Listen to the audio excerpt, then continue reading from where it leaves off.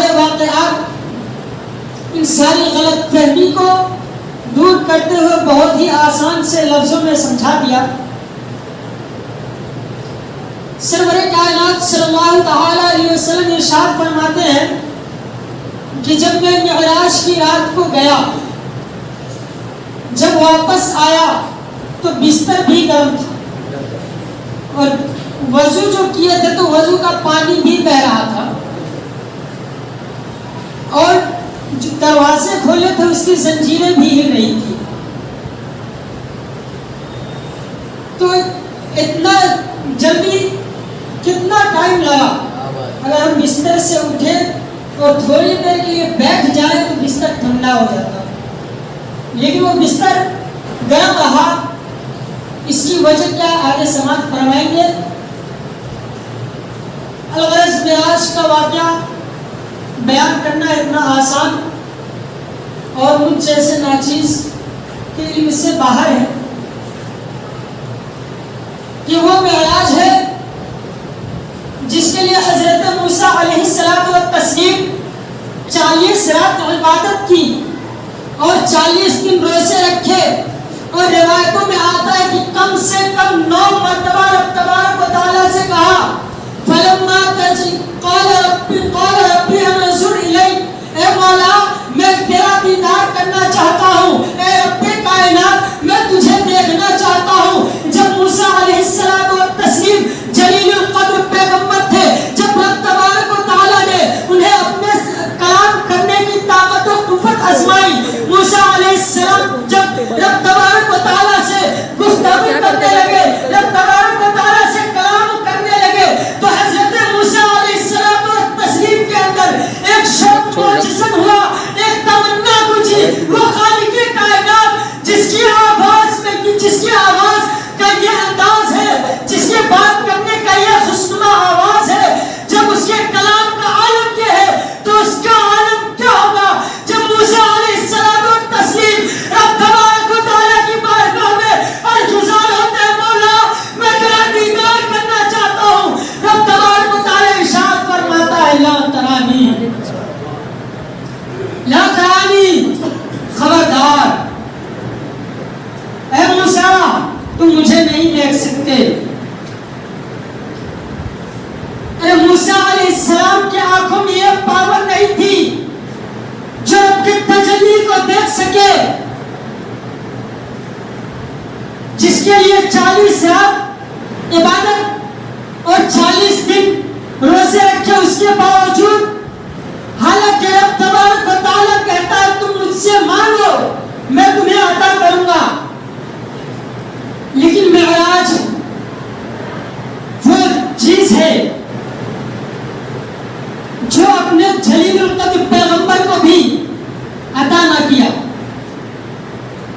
کیونکہ رب تبارک و تعالیٰ نے موسیٰ علیہ السلام کے اندر یہ پاور نہیں ڈالی تھی کہ وہ اس کا دیدار کر سکے، اور وہاں معراج کرنا تھا، رب کا دیدار کرنا تھا، تو 40 راتیں عبادت کی اور 40 دن تک روزے رکھے گئے۔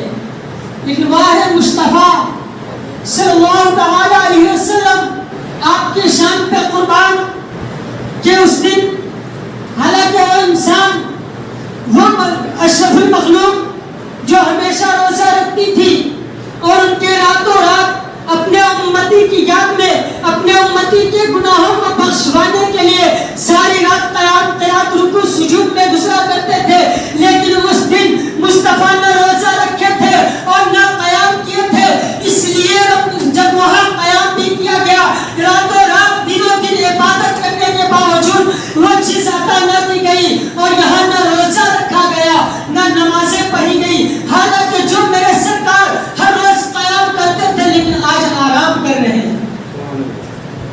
کیوں؟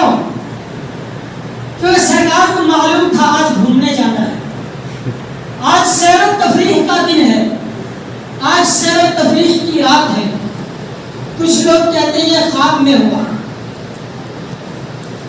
وہ اس بات کی دلیل دیتے ہیں کہ اگر خواب میں نہ ہوا، عالم بیداری میں ہوا، تو مسجد حرام اقصی جو 1 مہینے کا سفر، پھر وہاں سے پہلے آسمان سے دوسرے آسمان، تیسرے آسمان. روایتوں میں آتا ہے کہ کوئی مسافر اگر 500 سال تک گھوڑے کو دوڑاتا رہے، اس کے بعد ایک آسمان سے دوسرے آسمان کا فاصلہ پار کرے گا.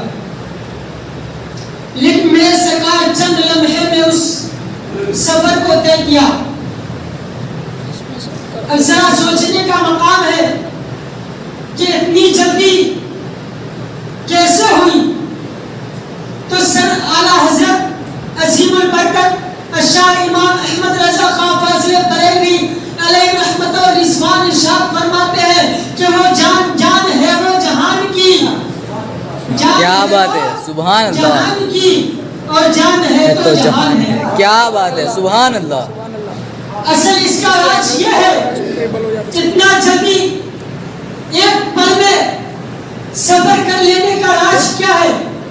ذرا ملاحظہ فرمائے کہ جان ہے وہ جہان کی. تو جب سرور کائنات سارے جہان کی جان، وہ تو جہان سے نکل گئے. اب ذرا سوچئے کہ ہم کھانا کھا رہے ہیں، اگر لقمہ یہاں رکھا اور روح نکل گئی، ہاتھ یہی رک جائے گا، واپس روح آئے گی، پھر اندر ڈالیں گے. اگر سوئے ہیں، روح نکل گئی، اسی طریقے سے رہ گئے، پھر واپس روح آئی، پھر بیدار ہوئے. تو مصطفیٰ کے معراج کی راز یہ ہے کہ جب جان نکل گئی، کائنات کی جان جب کائنات سے نکل گئی، تو وہ پانی جو بہ رہا تھا وہ بھی کائنات میں تھا، وہ بستر جو گرم تھا وہ بھی کائنات میں تھا. کیا بات ہے. اس لیے نہ ہوا کہ بستر کے اوپر اگر ہوائیں چلتی تو بستر ٹھنڈا ہوتا، لیکن وہ ہوا جو کائنات میں تھی وہ رک گئی. اب بستر کے اوپر نہ ہوا گئی نہ بستر ٹھنڈا ہوا. کیا بات ہے، سبحان اللہ.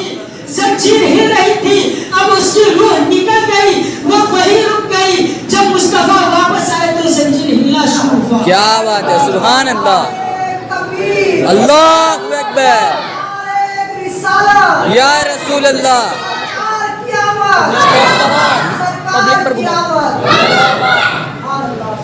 اور سب سے بڑا راز یہ ہے، معراج رات میں کیوں ہوئی؟ تو دن میں بھی ہو سکتا تھا. تو پھر صدیق اکبر اور ابو جہل میں فرق کون پیدا کرتا؟ کیا بات ہے. عاشق مصطفیٰ اور دشمن مصطفیٰ میں فرق کیسے معلوم ہوتا؟ اگر دن کو معراج ہوتا تو کافر و مشرک بھی دیکھتے ہاں سرکار جا رہے ہیں، وہ بھی اس بات کی گواہی دے سکتے تھے کہ مصطفیٰ کو معراج ہوئی. تو یہ صدیق، لیکن رات میں کرانا مقصد یہ تھا کہ دوسری وجہ، یہ پہلی وجہ یہ تھی کہ حق و باطل میں یہ فرق پیدا کرنا تھا کہ علم غیب پر جو لوگ ایمان رکھتے ہیں اور جو نہ رکھتے اس میں فرق پیدا ہو جائے. اور دوسری وجہ، سرکار گئے تھے کہاں؟ اپنے رب سے ملنے، اور محبوب و محب کی ملاقات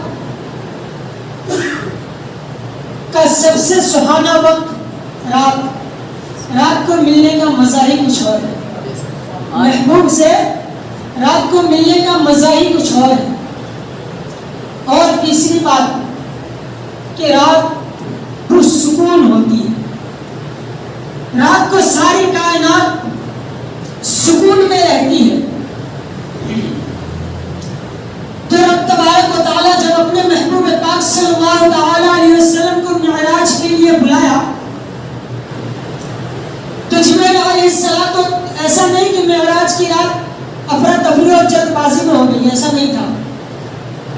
کیونکہ تفریح کرنا تھا، سیر مقصد تھا، گھمانا مقصد تھا.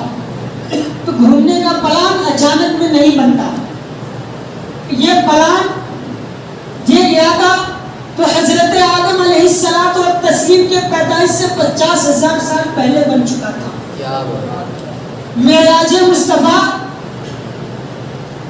کا پلان جو تھا، مصطفیٰ کے سیر کا جو وقت مقرر کیا گیا تھا، وہ حضرت 50,000 سال پہلے. اس لیے میرے سرکار اس دن سو گئے کہ آج گھومنے جانا ہے. آج یہ مبارک رات جو ہم لوگ جاننے کا ارادہ کرتے ہیں اور جو لوگ جانتے ہیں وہ دن میں سو جایا کرتے ہیں. اس میں اکثر لوگ آج دن میں سو گئے ہوں گے کہ آج رات کو جا کر اب تبارک و تعالیٰ کی عبادت کرنی ہے.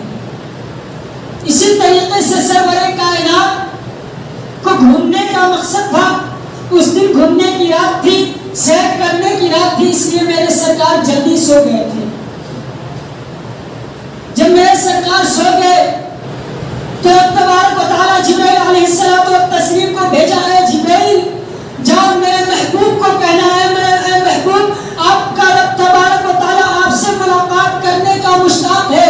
رب تبارک و تعالیٰ آپ کو اپنے دیدار کے لیے اور آپ سے ملاقات کرنے کے لیے رب تبارک و تعالیٰ بلاتا ہے. جب جبرائیل علیہ السلام و تسلیم میرے سرکار کے کمرے میں آئے, میرے سرکار اس دن حضرت ام ہانی کے گھر میں آرام فرما رہے تھے. جبرائیل علیہ السلام و تسلیم دروازے سے نہیں آئے, چھت کو چیرتے ہوئے آئے. جب دیکھا میرے سرکار سو رہے ہیں, میرے سرکار بیدار ہے, جبرائیل علیہ السلام و تسلیم عرض گزار ہوتے مولا تیرا محبوب قیام کر رہا ہے, تیرا محبوب آرام کر رہا ہے, اگر میں اسے جگاؤں تو ان کی نیند میں خلل پیدا ہوگا, میں اسے بیدار کیسے کروں. رب تبارک و تعالیٰ ارشاد فرماتا ہے اے میرے جبرائیل اپنے نورانی ہونٹوں کو میرے سرکار کے نورانی قدم سے لگاؤ, میرے سرکار بیدار ہو جائیں گے. سبحان اللہ. میرے سرکار بیدار ہوئے, پھر غسل فرمائے. وہ امامہ جو فرشتوں نے اپنے ہاتھوں سے 50,000 سال پہلے بنایا تھا وہ امامہ باندھا. پھر جب سفر شروع ہوئی مسجد حرام سے مسجد اقصیٰ گئے اور بیچ میں بہت سارے واقعات ہوئے, لیکن وقت اتنا گنجائش نہیں دیتا کہ میں ان تمام واقعات کو بیان کروں, اور میرے اندر اتنا علم بھی نہیں, اور معراج مصطفیٰ کو کون بیان کر سکے جس کے اندر ابھی تو میں طالب علم ہوں, پھر بھی اگر وقت چاہیے تو کم سے کم 5-7 گھنٹہ اس طالب علم کے لیے. اس واقعات کو علماء کرام, صوفیاء کرام, بڑے بڑے مفسرین جب بیان نہ کر سکے تو اس ناچیز کی اوقات اور علم کیا ہے جو معراج مصطفیٰ صلی اللہ تعالیٰ علیہ وسلم کو بیان کر سکے. بس انہیں لفظوں کے ساتھ میں رخصت ہونا چاہتا ہوں. رب تبارک و تعالیٰ کی بارگاہ میں دعا ہے کہ مولا ہم سب کو عاشق مصطفیٰ صلی اللہ تعالیٰ علیہ وسلم بنائے, اور اپنے حبیب پاک صلی اللہ تعالیٰ علیہ وسلم کے صدقے توسل سے شب بیداری کر کے ہمیں بھی معراج کرنے کی توفیق رفیق عطا فرمائے.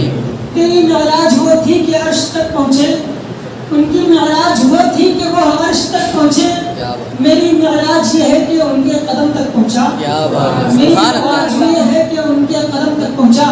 وما علینا الا البلاغ. السلام علیکم ورحمۃ اللہ وبرکاتہ.